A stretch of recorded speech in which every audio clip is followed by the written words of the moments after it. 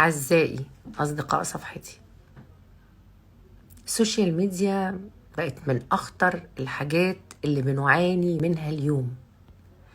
أرجو من كل الناس فعلا اللي بتحترم نفسها واللي عارفة تزين كويس واللي بيعملوا باللي اتربوا عليه إنهم ما ينشروش أي إشاعة ممكن تهز بيت أو تهد حد أو تبهدل أفراد غير لما، أو بلد أو جهة أو مسؤول أو شخصية عامة، غير لما تتحقق. الواحد كل يوم بيسمع أخبار مش كويسة، كفاية بقى. تعالوا نبتسم ونقول لبعض الأخبار الحلوة، تعالوا نخاف على بعض، تعالوا نحب بعض. بجد الواحد بيبقى متضايق ومستاء لما بيشوف ناس ما عندهاش يعني أي مسؤولية، لا مبالاة. تعالوا نحب بعض.